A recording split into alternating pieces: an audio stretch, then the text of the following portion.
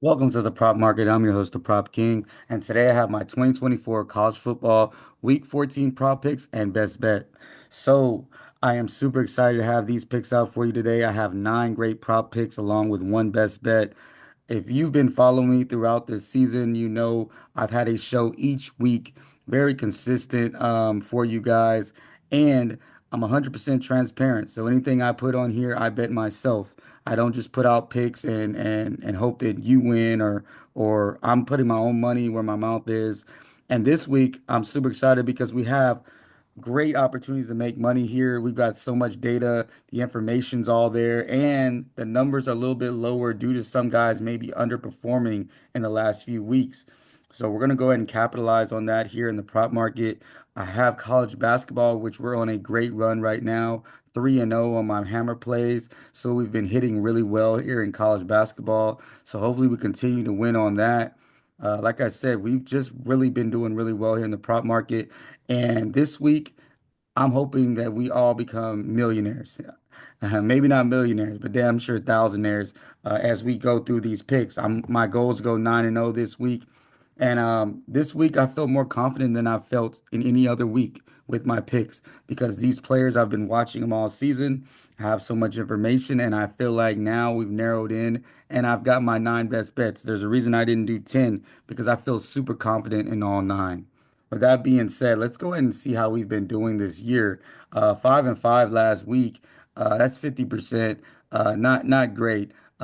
65 and 69 and 49% total. So we're working on to get a little bit better this week. And I think we will. This week is going to be our breakout week as we're getting towards the end. Of course, I will still have bold picks and stuff like that for you as well. With that being said, let's go ahead and get to my first pick, which is Marcel Reed from Texas A&M. Now, he wasn't the starter at the beginning of the season, but he's definitely earned that position as the year has went on. 308 passing yards average on the games that he's playing, that's pass plus rush yards, which is extremely high. Um, with the games he has started. Texas has a good defense and that's who he's facing. But I've seen Pavia from Vanderbilt kind of tear up Texas offense with his rush plus passing yards, and I see that Marcel Reed is a true dual threat quarterback. He can run, he can throw, he can do it all. Um, so with him being a true dual threat quarterback, I don't see a situation where he gets below this number, which I find to be kind of strange how low the number is on Prize Picks. That's the app we're using. The implied total is 23 for Texas A&M. Texas will definitely try to stop Texas A&M's rush. They'll probably try to stop Marcel Reed from running as well because he's super dynamic. I think he finds some wide receivers wide open down the field. I am still not 100% on Texas defense. I've seen them struggle at times, although the numbers do look good. So with that being said, I like his over 219 pass plus rush yards. Super low for someone who's averaging 308. I mean, we're getting almost a 100-yard discount on his average. Next guy is Jalen Milroe. Guy's been up and down this season. Came in as a Heisman candidate, and he hasn't performed to that level. He's averaging 218 passing yards. Projected him at 229. This is a good bounce back spot. Alabama doesn't have much to lose here. They are struggling in the running game. I think they kind of let him open it up this week, and the secondary for Auburn has struggled this season. So I look for Alabama to kind of make some good throws down the field, maybe a couple long passes. Jalen Milroe trying to go out with a bang here for Alabama. With that being said, I like his over 222.5 passing yards. His number's lower than it's been all season, mainly. So I'm going to go ahead and take this number. Backing that up with Riley Leonard from Notre Dame. This guy has cashed for us a couple times this year here in the prop market. He's playing a USC defense who is not very good. they don't really stop quarterback run very well, and Riley Leonard, that's probably the best part of his game. I do see USC scoring points on offense, so they're going to force Leonard to make some plays. I don't think Notre Dame defense will stifle them the way they've done all season. I think USC, with their electric receivers and their good running back marks, will have some success versus them. I see Leonard using his arms and his legs. It's a must win for Notre Dame. 30 plus points expected for Notre Dame.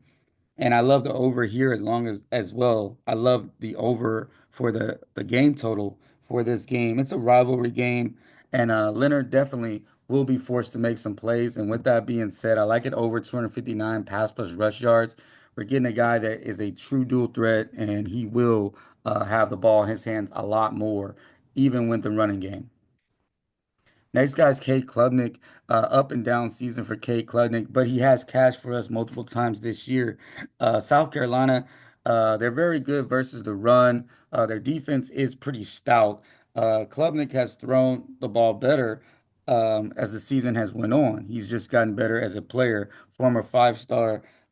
This game will be a lot closer than people think. In fact, I feel like South Carolina will win this game, and we'll talk about that later, or get real close to winning this game. So it's going to be a competitive game. I believe Clemson will even be playing from behind, which is going to play more to his passing yards, where he's going to have to make plays with his arm. So I like him over 231.5 passing yards for Cade Klubnik. Next guy is Brady Cook from Missouri. Now, Brady Cook's another one that's have an up and down season. He's playing an Arkansas defense that is ranked pretty low in pass defense efficiency. They've been allowing teams to just throw the ball all around, 50, 60 points at times for Arkansas's defense.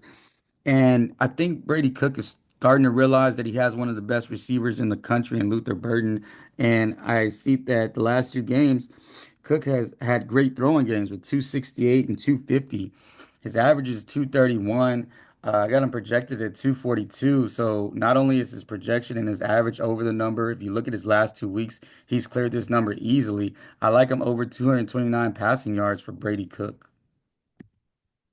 Next guy is Carson Beck. Now, Carson Beck is a guy that we're kind of working with here. He's kind of been up and down this season, but he's got a lot of experience here, and I think I don't have much on his projection or much on his average because I'm just going based off this being his last game here at Georgia.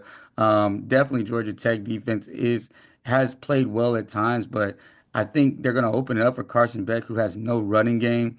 I really like him throwing the football around. This is one of those keep if you like, leave what you don't. But I'm really feeling Carson Beck here from Georgia. I like his over 263 passing yards, mainly because I think he throws the ball anywhere from 30 to 35 times this game with no running game to speak of. I want him to go out with a bang. I think this is a bounce back spot, and he's going to be showing off for the NFL. Let's be honest, and he wants to make a good showing. Next guy is Jordan McLeod from Texas State. Texas State average passing yards is 267 this year for Jordan McLeod. Projected passing yards is 292. He's going against a South Alabama team that ranks towards the bottom in passing, in everything with passing. This the applied total is 60 points, so 30 points for Texas State. It's a pick 'em game basically for us. Over 300 yards passing the last two games for Jordan McLeod. And this is a big game for both teams, so it's going to be super competitive. Both teams are at 6 and 5, fighting for a better bowl position. So I really like Jordan McLeod here. Over 281 passing yards for Jordan McLeod. Next guy is a guy we picked a lot on the show. He's hit for us. He hasn't hit, and now I think he's found his groove. This will be his last game probably for the Oklahoma State Cowboys for sure, as they will not be going to a bowl. So he has everything to play for. This Colorado defense is starting to reel. They're starting to look the way that I probably felt they were going to look. Although Deion Sanders has done a great job with them, they always have struggled with stopping the run last year and this year. And I think that Ollie Gordon's going to go out with a bang. Um, I don't think they're going to stop him. I see him getting anywhere from 20 to 25 touches. As Oklahoma State doesn't have much else to do but give the ball to him. once again, he's going to be a guy going into the NFL. He wants to end on a great showing, and I think he will here. His average is at 94. I got him projected at 109. I think he goes over 95.5 rush plus receiving yards for Ollie Gordon. I really love this pick here versus a Colorado team that's just given up so many rushing receiving yards in the last couple games. Here's my last pick, Quinn Ewers, and this is a pick where this guy has basically looks like he's getting pushed out of Texas for Arch Manning. Average passing yards at 209, projected passing yards at 246. This is similar to Carson Beck. This guy was projected to be a high draft pick, and his stock has pretty much fell this year. But Texas has a lot to play for. With that being said, Quinn Ewers' number is super low due to this. His number was hovering around 260, 250, 270 even at the beginning of this season. So we're getting an extreme discount here with Quinn Ewers going against a rivalry game versus Texas A&M, which I think is going to be a higher scoring game than people believe. Marcel Reed will do his thing, which will force Quinn Ewers to make plays. And he does have playmakers all over the field. So with that being said, I like his over 237 passing yards for Quinn Ewers as he's going into his last probable game at UT, and he might be trying to show off for other teams so he can get another. He has another year left in college football, and he may transfer and play for another team, which would be his third, I believe, of his career. Now to my best bet, South Carolina versus Clemson. I got South Carolina +3. Like I said, I love South Carolina's defense, especially versus the run. And Clemson's gonna probably struggle to stop South Carolina's dynamic running game. Their quarterback can run, their running backs can run. I think this game is gonna be a dogfight. I also think it's going to be really close, which is going to force Klubnik to throw the football more, and that's why I had him in the prop pick. I do like South Carolina +3 here. It's a good spot. It's a rivalry game, and it's going to be a lot closer than people think. Some people feel like that Clemson is head and shoulders over South Carolina, but I've seen them play bad. I've seen their defense struggle, so I love this +3 for South Carolina. Now for my recap, I have Reed over 219 passing yards, Milrow over 222, Leonard over 259, Klubnik over 231, Cook over 229, Beck over 263, McLeod over 281 passing yards, Gordon over 95.5 rush plus receiving yards, and Ewers over 237 passing yards. Guys, if you enjoyed this video, please like the video. If you are watching my channel, please like and subscribe as will be giving out college basketball, NBA picks throughout this season. Looking forward to having a great year as we have had in the college football season. And of course, keep what you like, leave what you don't, and let's cash.